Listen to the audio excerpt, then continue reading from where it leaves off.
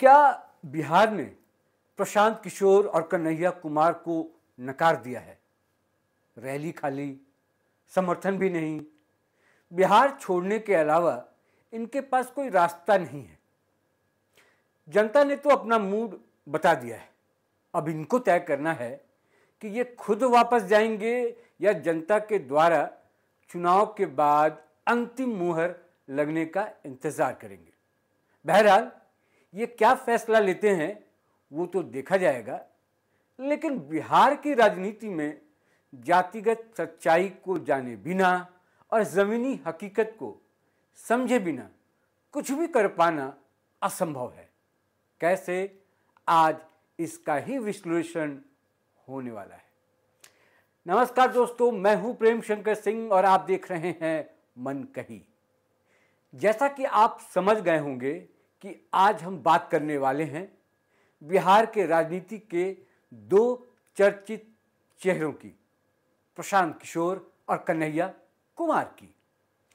दोनों ने बड़े सपने दिखाए, बड़े बड़े दावे किए, लेकिन जब मैदान में उतरे तो हकीकत से पाला पड़ा। कुर्सियां खाली रह गईं, मंच पर नारे तो गूंजे पर जनता नदारद रही। आखिर ऐसा क्या हुआ? क्या बिहार की जनता ने इन्हें नकार दिया है? क्या ये जातिगत समीकरण में फिट नहीं बैठते? आज हम करेंगे हर पहलू पर गहरा विचार, वो भी एकदम तथ्यों के साथ, हाल की घटनाओं के आधार पर। शुरुआत करते हैं प्रशांत किशोर की जन सुराज यात्रा से। अक्टूबर 2022 में प्रशांत किशोर ने जन सुराज यात्रा की शुरुआत की थी। उद्देश्य था कि बिहार में नई राजनीतिक संस्कृति लाई जाए। इसे मीडिया में खूब कवरेज मिला। कई जिलों में पैदल यात्रा से लोगों को जोड़ने की कोशिश हुई, लेकिन अप्रैल 2025 में जो छपरा, दरभंगा, भागलपुर और गया जैसे कुछ प्रमुख जिलों में रैलियां हुई, वो बुरी तरह से फ्लॉप रही। साफ दिखा कि कुर्सियां खाली थीं, जनता की भागीदारी न के बराबर थी। कुछ जगहों पर तो स्थानीय लोग खुद मंच पर चढ़कर सवाल पूछने लगे, आप वोट मांगने आए हैं या भाषण देने? खैर, समस्या कहां है, इस पर बात कर लेते हैं।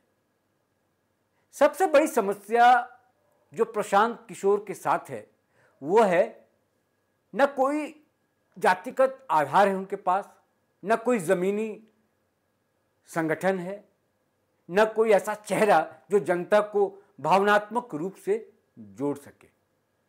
पीके के विचार शहरी हैं, लेकिन बिहार की राजनीति पूरी तरह जमीनी और जातिगत है। अब दूसरे भाई यानी कि कन्हैया कुमार की असफलता पर बात कर लेते हैं। वो क्यों लगातार असफल हो रहे हैं? 2019 का चुनाव, बेगूसराय से सीपीआई के टिकट पर चुनाव लड़े, लेकिन गिरिराज सिंह से करीब 4,22,000 वोटों से वो हार गए।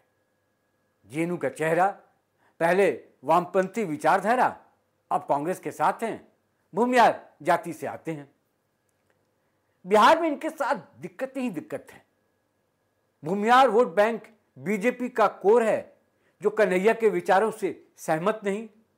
मुसलमान और पिछड़ी जातियां जो हैं वो भी कन्हैया को अपना नहीं मानती। कांग्रेस में आने के बाद भी कोई जमीनी पकड़ नहीं बनी। पटना में खड़गे साहब की एक रैली हुई, उसका एक एग्जाम्पल मैं आपको देता हूं।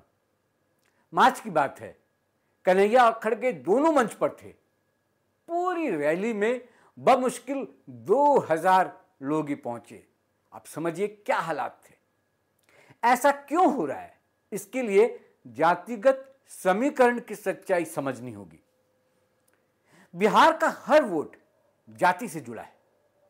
अगर आप किसी जाति के प्रतिनिधि नहीं हैं तो आप जनता से सीधे नहीं जुड़ सकते। अब ऐसे में जातिगत आंकड़े क्या कहते हैं, इसको भी समझने की कोशिश करते हैं। बिहार में जो यादव हैं वो करीब 14 से 15% हैं, जिस पर तेजस्वी यादव का जबरदस्त पकड़ किला माना जाता है। जो मुस्लिम वर्ग है वो करीब 16 से 17% हैं। उसमें आरजेडी, कांग्रेस और जो वाम दल हैं, लेफ्ट वाली पार्टियां जो हैं, उनको वोट मिलते हैं। कुर्मी की अगर मैं बात करूं तो वो करीब 2 से 3% हैं। वो पूरी तरीके से नीतीश कुमार के साथ हैं। कोयरी की बात कर ली जाए जो 4 से 5% हैं, वो बीजेपी और जेडीयू में बढ़ते हैं, यानी कि दोनों पार्टियों को वहां से वोट मिलते हैं। अब बात करते हैं राजपूत, भूमियार, कायस्थ। ये 3 जो अगड़ी जाति है बिहार में, वो करीब 15 से 17% आंकी गई है। ये बीजेपी की मजबूत पकड़ है इन जातियों पर। ये जो वोट इनके हैं वो कहा जाता है कि एक मुश्त बीजेपी को पड़ते हैं। आगे बढ़ते हैं और दलित वोटरों की बात करते हैं। वो करीब 16% हैं, जिसमें कि लोक जनशक्ति पार्टी यानी एलजेपी और कुछ हिस्सों में जेडीयू है, जहां पर उनको वोट मिलते हैं। महादलित करीब 8% हैं, जहां पर नीतीश की जो कुछ नीतियां हैं उन्होंने इनके लिए बनाई हैं, उसका असर है। जाहिर तौर पर वो वोट इनके पास जाते हैं। अब तक के रुझान यही बताते हैं। अब है इकोनॉमिकल बैकग्राउंड यानी ईबीसी प्लस अन्य ओबीसी, अदर बैकवर्ड जो क्लास है, अन्य हैं, यानी कि वो हैं 25 से 30%। यही असली किंग मेकर होते हैं बिहार में। यही जीत और हार तय करते हैं। अब सोचिए, प्रशांत किशोर किस जाति के वोट बैंक पर दावा कर सकते हैं? कन्हैया को कौन सी जाति खुलकर समर्थन कर रही है? जवाब है कोई नहीं। दरअसल प्रशांत किशोर डाटा, योजना यानी कि प्लानिंग, रणनीति के मास्टर हैं, लेकिन जनता से भावनात्मक जुड़ाव नहीं है, बिल्कुल नहीं है।